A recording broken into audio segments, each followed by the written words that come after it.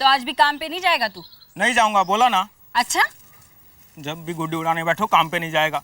सारा दिन काम काम काम काम, थोड़ा सा खेलने नहीं देती। तो क्या सारा दिन गुड्डी उड़ाता रहेगा आज? हाँ छुट्टी है, मालिक हरामी हो गया, एक दिन जाके तंग करता हूँ उसे मैं। अच्छा देख, आज शाम का ही दाल भात पड़ा है घर में, फिर मत कहना खाना दे खाना दे। नहीं जाऊंगा, नहीं जाऊंगा। सवेरे शाम साला बोरा उठाओ फिर भी कोड़ा खाओ। अरे ये तो गाना बन गया रे, सवेरे शाम बोरा उठाओ कोड़ा खाओ। मालिक हरामी है तो तू भी वैसे ही करेगा कमीने। नहीं तो क्या करेगी तू, पिटेगी? हाँ पीटूंगी। बुड्ढी। अच्छा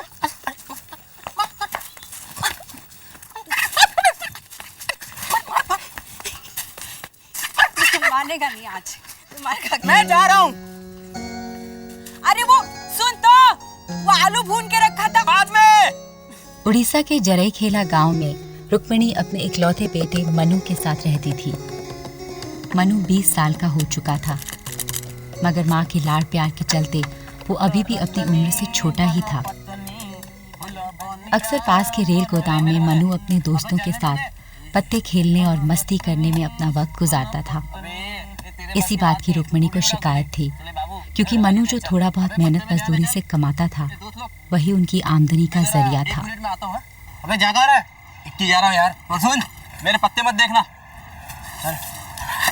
अबे क्या कर रहा है? चुप। मैं घर जा रहा हूँ, भूख लगी है। अबे बैठ, हर 2 घड़ी में इसको भूख लगती है, तो पेटेगी क्या है? अरे नहीं रे, अब नहीं गया तो माँ आ जाएगी ढूंढते ढूंढते। अरे माँ कहाँ से आएगी यार, ये जगह के बारे में किसको पता है? चल खेल चल। हाँ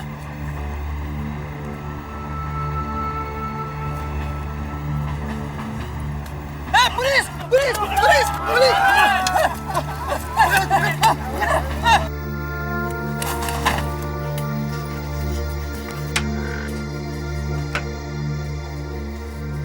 क्या हुआ रे?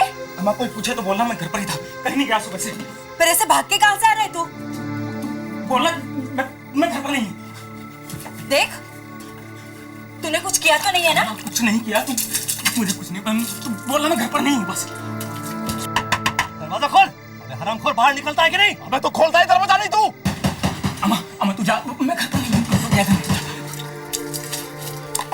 तो तोड़ डालेंगे। तोड़ सब। कहाँ है तेरा लड़का? घर पे नहीं है साहब। बाहर उधर देखो। बाहर निकल हरामी साला, बाहर निकल साला। क्या समझता है? पता नहीं चल पाएगा। अक्सर बिसरा रेलवे स्टेशन के पास बने गोदाम से सरकारी लकड़ियां और लोहा वगैरह की चोरी होने की रिपोर्ट वहां के लोकल थाने में पहुंचती थी। कई कोशिशों के बाद पुलिस ने पता लगाया कि जरईखेला गांव के लड़के वहां अक्सर देखे गए हैं। गवाहों के कहने पर पुलिस ने मनु को 1 दिसंबर 87 की रात चोरी के इल्जाम में गिरफ्तार कर लिया। पूरी रात थाने में बंद रहने के बाद सुबह पूछताछ शुरू हुई। वे बेंच, रात में हमें देख के भाग क्यों रहा था? मैं डर गया था साहब। साले चोरी करते समय डर नहीं लगता है तेरे को? साहब हम गोदाम के पीछे छिपकर पत्ते खेलते हैं साहब, रात को आंखों से देख कर डर कर भाग गए। बहुत समझदार बनता है अपने आप को। हाँ, मार साले को, मार साले को। पुलिस ये मान चुकी थी कि मनु की गिरफ्तारी से उनके हाथ महत्वपूर्ण सुराग लग गया है, बस साबित होना बाकी था। साला झूठ मूठ की बहानेबाजी नहीं चाहिए महेश चंद मुझे। सर आप मुझ पे थोड़ा यकीन करें सर। मुझसे पूछते हैं लोग, रेलवे का सामान चोरी हो रहा है, एक के बाद एक रिपोर्ट लिखी जा रही है, ऐसे में पुलिस डिपार्टमेंट क्या करे, क्या जवाब दे? सर 2 लोग पकड़ में आए हैं सर। सर वे लोग हमेशा रेल गोदाम में आते थे, मैंने उन्हें रंगे हाथों पकड़ा है सर। कुछ मिला क्या? पिछली चोरी का कुछ मिला क्या? सर मैं पूरी कोशिश कर रहा हूँ, मिल जाएगा सर। मुझे पूरा केस कागज में चाहिए महेश चंद, और ऊपर से अगर कोई फोन आया तो तुम। नहीं सर, मैं पूरी कोशिश कर रहा हूँ सर, जल्दी से जल्दी हो जाएगा सर। वे दोनों बड़े मुश्किल से हाथ में आए हैं और माल भी मिल जाएगा सर, और परसों तक पूरा केस फाइल हो जाएगा सर। दूसरी तरफ रुक्मिणी ने बात की सच्चाई का पता लगाने के लिए मनु के दोस्तों से मुलाकात की। अगर चोरी नहीं की तो छुपके क्यों? वहाँ उसे पता चला कि वो लोग अक्सर माल गोदाम के करीब पत्ते खेला तो जरूर करते थे, पर उन्होंने कभी भी गोदाम से कुछ नहीं चुराया। रुक्मिणी का विश्वास और दृढ़ हो गया कि मनु ने कुछ गलत काम नहीं किया और उसे सिर्फ पुलिस की गलतफहमी के कारण पकड़ा गया है। इसी गलतफहमी को दूर करने के लिए रुक्मिणी ने उसके दोस्तों को पुलिस के सामने गवाही देने को उकसाया, मगर पुलिस के डर के कारण कोई भी चलने को तैयार नहीं हुआ। हार कर रुक्मिणी ने अकेले ही पुलिस थाने में जाकर मनु को छुड़ाने की कोशिश की। मेरा बच्चा बिल्कुल बेकसूर है मालिक, जाने दीजिए ना उसे, बिल्कुल बेकसूर है वो, छोड़ दीजिए ना। ठीक है, छोड़ देंगे, जा घर जा। पर उसे पकड़ के क्यों रखा है? वो चोर नहीं है मालिक। ये हमें पता करने दे, पूछताछ पूरी हो जाए फिर छोड़ देंगे। काहे की पूछताछ? अरे जब कुछ किया ही नहीं है तो काहे की पूछताछ? जाने क्यों नहीं देते उसे? वो बिल्कुल बेकसूर है। शोर मत कर, ये पुलिस स्टेशन है, कोई मच्छी बाजार नहीं, समझे? और ज्यादा हल्ला किया तो तुझे ही पकड़ के अंदर कर दूंगा। देख हम आप पूछताछ पूरी हो जाए फिर वो अपने आप घर पहुंच जाएगा। चल अब तू जा जा।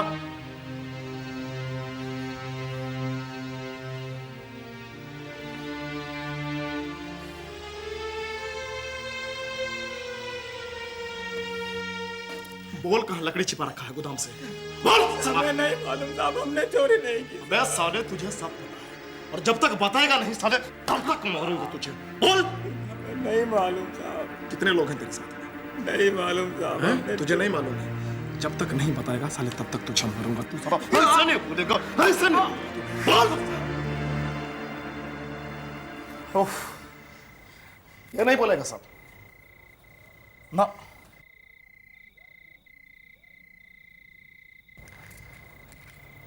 ओहो,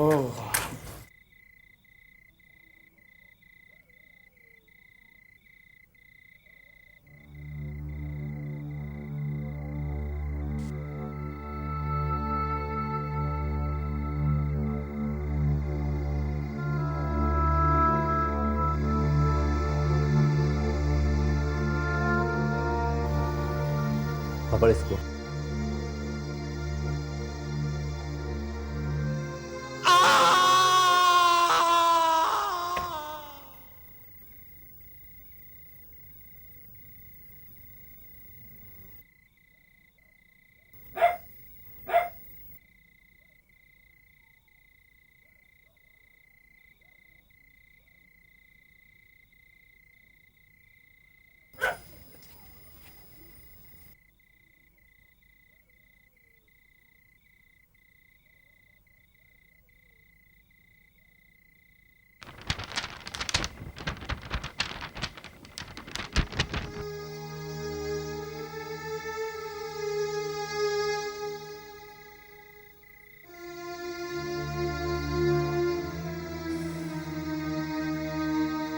कल तक साहब को फाइल देनी है।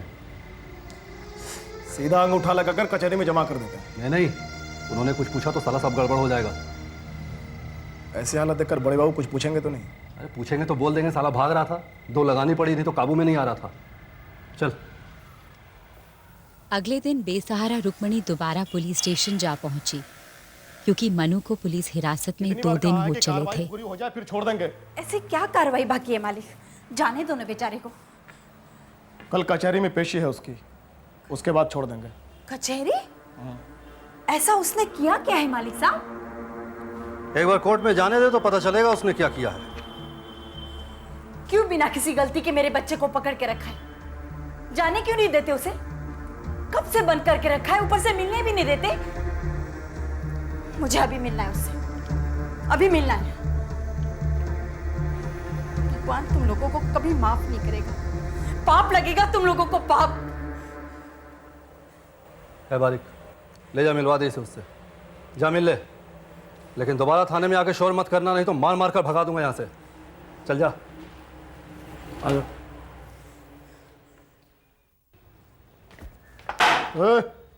चलो मिलो। की कोर्ट में पेशी थी, पर किसी ठोस सबूत के ना होने की वजह से पुलिस का केस कमजोर था। लिहाजा मनु को लगातार यातनाएं दी गईं। कई घंटों की मार के बावजूद भी जब मनु कुछ नहीं बोला तो सब इंस्पेक्टर महेश चंद्र की झुंझलाहट हद पार कर गई।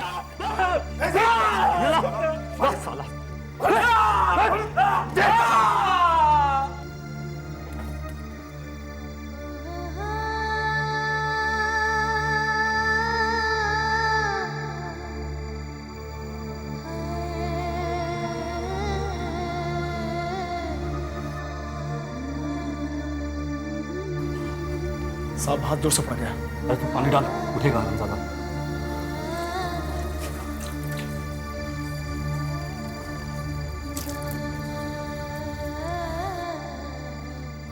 सांस सुखड़ गई साहब,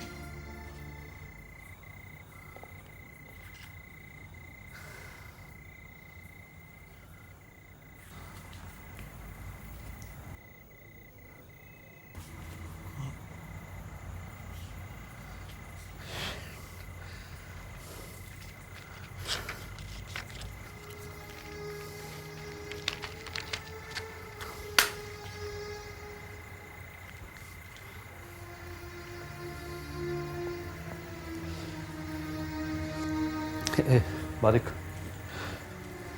रस्सी काट हाथ के पास से। मैं जो बोलता हूँ वो कर, चुपचाप रस्सी काट।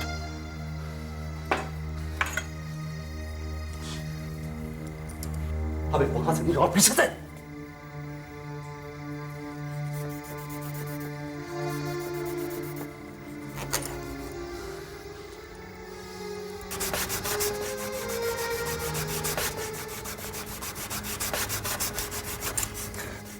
उसी रात तकरीबन 2 बजे सब इंस्पेक्टर महेश चंद्र और कांस्टेबल बारिक ने मिलकर मनु की लाश को गांव से कुछ किलोमीटर दूर रेलवे लाइन पर जाकर रख दिया। अबे क्या कर रही है? साहब ऐसे लिटाते हैं ना। अबे साले ऐसे लिटाएगा तो लगेगा जैसे दौड़ के आया और ट्रेन से कटने के लिए लेट गया। ऐसे लिटा। ज्यादा होशियार मत बन। साला 3 टुकड़े करने के लिए लाया है क्या? है? ऐसी मार लगनी चाहिए इसको कि किसी को पता न लगे कि ये पहले किस हालत में था। चल।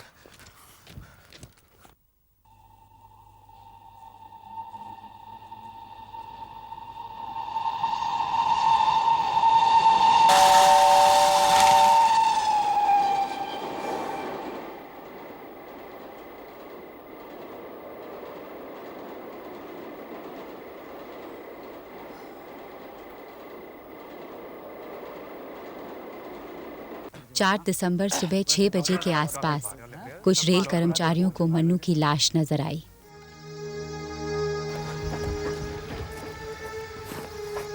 अरे पहचानते हो क्या इसे? हाथ में हथकड़ी भी है। मुझे तो देखने में चोर लगता है। नहीं नहीं, मुझे तो ये रुक्मणी का लड़का लगता है। पर ये सारा हाथ में हथकड़ी डाले यहाँ तक कैसे पहुंचा रे? अबे ट्रेन खींच के लाई होगी उसको। अरे थाने से भागा होगा और पीछे से ट्रेन। हरिया तू यहीं ठहर, अभी अगली ट्रेन आने में आधा घंटा बाकी है। मैं गांव में पता कर आता हूँ। सुन, यहीं पे रहना तू, मैं पुलिस में खबर के आता हूँ। भाई साहब आएंगे तो पंचनामा होगा। साहब अभी गाड़ी आएगी तो लाश की हालत और खराब हो जाएगी। अभी हम अपना एक आदमी वहां छोड़ के आए हैं। हाँ ठीक है, तुम बढ़ो, मैं आ रहा हूँ। अभी चौकी में कोई नहीं है। मगर साहब आज जरूर जाना। ठीक है आ जाएंगे, जाओ। अच्छा ठीक है साहब।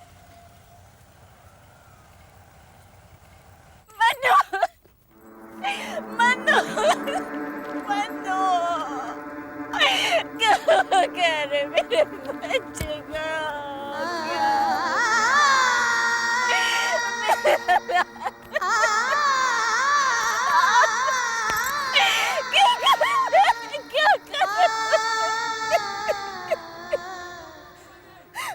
आप लोग नहीं जानते मेरे बच्चे की किस हालत में मेरे को लाश मिली है। मैं साहब मारा इन लोगों ने उसे और बोलते हैं भाग गया।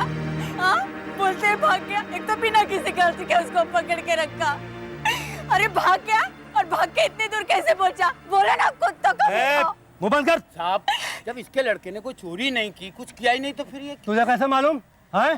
साहब मन्नू कैसा लड़का था ये तो सारे गांव वाले जानते हैं। हाँ। सब जानते हैं साहब। अंदर आ इसे लेके और बोल कागज पे लिख के देने को। मैं देखता हूँ इसे। अंदर आ साला। तो बस ऐसे हटाओ इन सबों को। रुक्मणी को यकीन था कि उसके बेटे को पुलिस ने पीट कर मार डाला है, मगर पुलिस के कड़े रवैये की वजह से कोई भी उसका साथ चाहते हुए भी नहीं दे पा रहा था।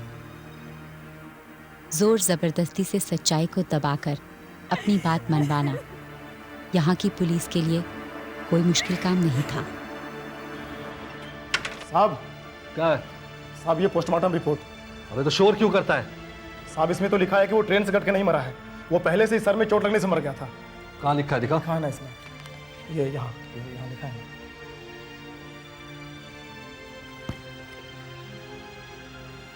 साहब कुछ होगा तो नहीं?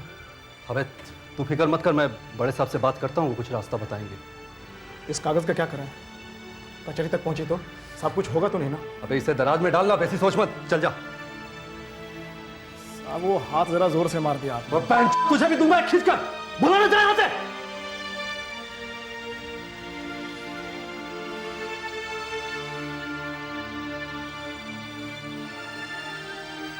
मौसी देख, मैं तेरे लिए खाना लाया हूं, कुछ खा लेना। देख तू खाना नहीं खाएगी तो बीमार पड़ जाएगी। ये देख, मैं तेरे लिए भुने हुए आलू लाया हूं।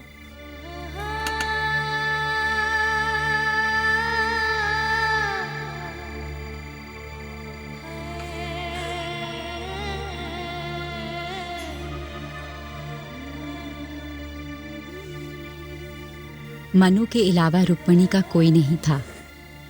आस पड़ोस वालों ने उसकी तकलीफ समझते हुए उसे हिम्मत दी।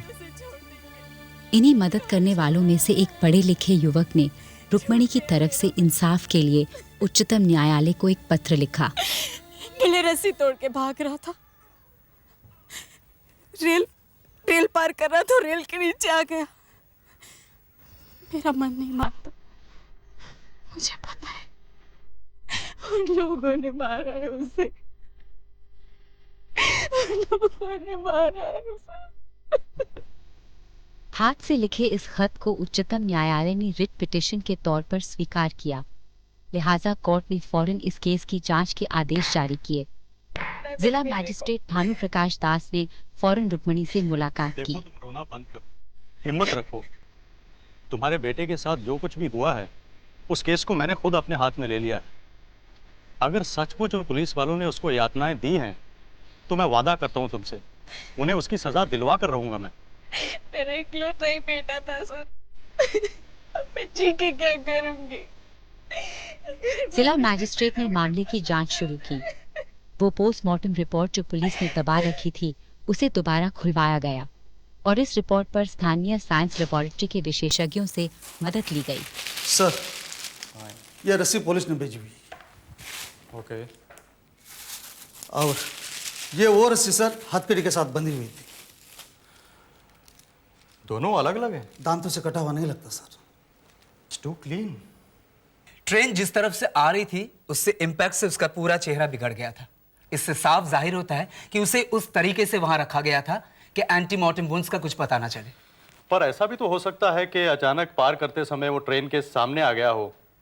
I mean, जैसे एक्सीडेंट में होता है। नो सर, पोस्टमार्टम रिपोर्ट से साफ पता चलता है कि जिस वक्त ये आदमी ट्रेन से टकराया था उससे पहले वो मर चुका था। ये मामला अब साफ हो चुका था। मैं अपने जिला मैजिस्ट्रेट भानु प्रकाश दास ने इन तथ्यों के आधार पर अपनी रिपोर्ट सुप्रीम कोर्ट तक पहुंचाई, जिसमें उन्होंने कहा कि मनु की मौत पुलिस हिरासत में ही हुई थी।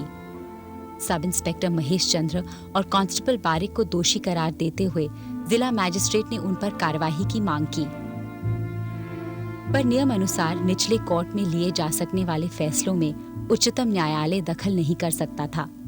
लिहाजा इस कांड में शामिल पुलिस वालों की गिरफ्तारी का जिम्मा लोअर कोर्ट का था। पर यह हमारे कानून व्यवस्था की कड़वी हकीकत है कि इस घटना के इतने साल बाद भी सब इंस्पेक्टर महेश चंद्र और कांस्टेबल बारिक को सजा नहीं मिली। आखिरी खबर मिलने तक कोर्ट के फैसलों के खिलाफ उनकी याचिकाओं पर सुनवाई चल रही थी।